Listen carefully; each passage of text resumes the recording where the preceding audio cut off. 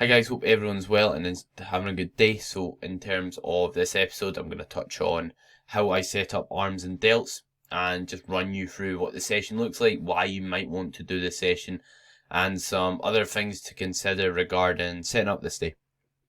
So first of all, in terms of what are delts, for those that don't know, delts are just the side of your shoulder. They're the muscle responsible for driving your arms out to your side, and they often can have a big impact on how your physique looks and just make your shoulders look much bigger. It makes you look much wider, hence the benefit of training them frequently and isolating the delts, or the side delts anyway.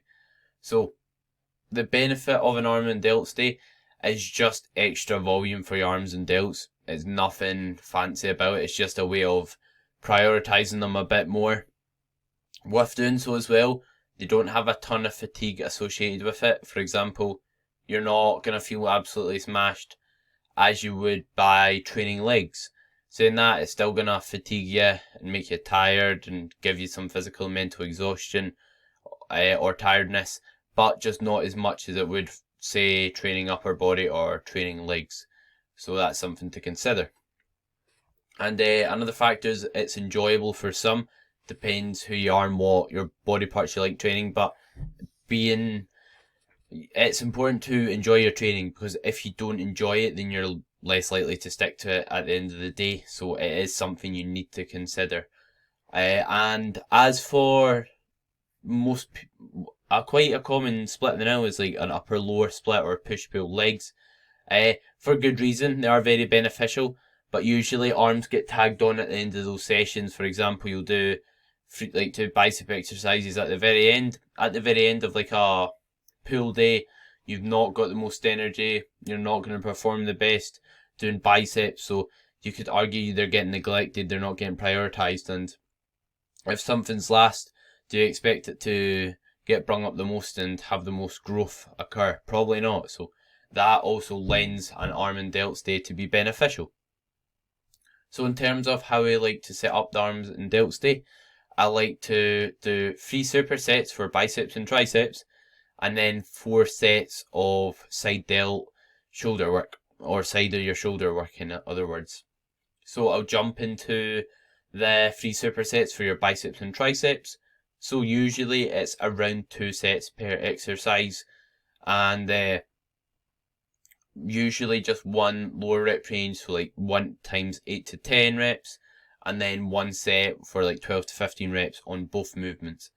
And what you want to do is you want to pick convenient but effective supersets. And what I mean by this is you want to pick movements that you know are effective and are gonna merit muscle growth, but you want to make it convenient as well. Just for an enjoyment standpoint, I've found doing this session myself, it's a bit annoying having to take tons of attachments on and off the cable pulleys, moving the cable pulleys about a ton, and just changing the weight. It gets a bit annoying. So I think having like convenient sets, let's say, where you don't have to change the attachment, is very beneficial, just for, again, enjoyment and effort standpoint. And just so you're not spending ages in the gym, because if you do a push-pull leg split or an upper-lower split, you probably spend a decent amount of time in the gym for those sessions.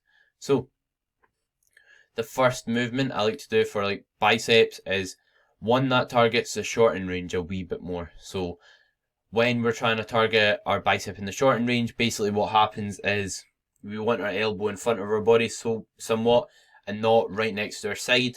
Probably when we want it to travel up a bit so we can fully squeeze our bicep. If you are not in public or that, then no. If you put your arm straight, you bend it so you're squeezing your bicep, and then lift your elbow up towards like the height of your ear, you'll feel a better squeeze, and this is because your bicep is fully shortened. So if we have something like a easy bar curl where we can curl it and lift our elbow slightly, that will train our bicep in the shortened or fully contracted position. And the reason why we want to do this first is we can't shorten our bicep as effectively as the session goes on. We get weaker in the shortened range, in the fully contracted range, when our elbow's up high, basically. And then next we want to do a tricep movement. So a tricep movement where our elbows finishing basically in line with our body, and One that could be an easy bar push down, a crossbody tricep extension just with holding the either ends of the cable pulleys, or a rope tricep extension, something along that line. And next is a movement that trains your bicep in the lengthened range. So your bicep, when you're training it in a lengthened range, what you basically want to do is something like when you're doing a cable curl with D handles facing away from the cable stack. So when you do this movement, you'll have tension on your biceps at the bottom position in comparison to when you're facing the cable stack where you don't, and this trains your bicep in the stretched position and emphasizes the stretched position, hence the benefit of it. And in doing so, it just means we are not putting all eggs in one basket and we're making the most of each position we can train our bicep in, and in theory covering all our bases and maximizing muscle growth, in my opinion. And then I like supersetting that with another tricep movement. So if you're using a D-handle bicep curl, or let's say you're doing a high incline dumbbell curl, which means you're lying on a high incline bench and then curling them and keeping your palms facing up, then just superset it with something where you don't have to like use a different bit of equipment or different dumbbells for triceps, which could be something like a crossbody tricep extension with the cables, or it could be a dumbbell skull crusher if you're using the dumbbells for that bicep movement there. And again, like I said, all three of these movements will be, or all three of these supersets will be one set in 8 to 10 rep range and one set on the 12 to 15 rep range for each exercise. So the third and final superset is usually a hammer curl variation, which means a set where your palms are facing in if you're training your biceps. The reason being is this trains the long head of our bicep and our forearm slightly more.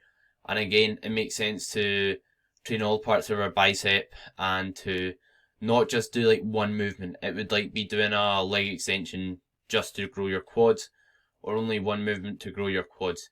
Yes, they might grow, but could they grow more effectively? Probably. Hence why you don't want to just do one movement. And yeah, so a hammer curl variation, it could be a dumbbell hammer curl where your palms face in, a rope hammer curl, just a cable hammer curl without an attachment on the cable stack, anything like that. It could be like one of those like bars where your palms face in, if that makes sense, those hammer curl bars. And for this tricep superset, you want to train your tricep in the lengthened range. So this means you want your arm over your head, basically. So you could be doing an overhead tricep extension with the rope. You could be doing it with dumbbells. You could be doing a skull crusher type thing with the bench a wee bit more upright, that sort of thing. So doing it with a rope's quite ideal, because obviously with a rope you only use the one attachment. You can do a hammer curl right into the overhead tricep extension. It's nice and convenient and easy to do. So yeah, just a quick recap on those three bicep and tricep exercises. So you want to basically just choose 3 different ones where it's not that inconvenient changing the attachment, and again 2 sets each, one 8 to 10, one 12 to 15. And again, since they're supersets, a superset is basically when you go one exercise right into the other, which means you don't really rest in between them. Saying that, you don't have to sprint from the bicep exercise into the tricep, but you don't have to rest 5 minutes because they're not that cardiovascular demanding, and when our bicep will be resting is when we can train our triceps, vice versa. So it gives us time to like recover the other muscle while we're doing the other movement. So after that, I like to incorporate 4 sets of side delt movements or side shoulder movements. In other words, the side of your shoulder you'll be training, and this can be done best by a lateral raise variation.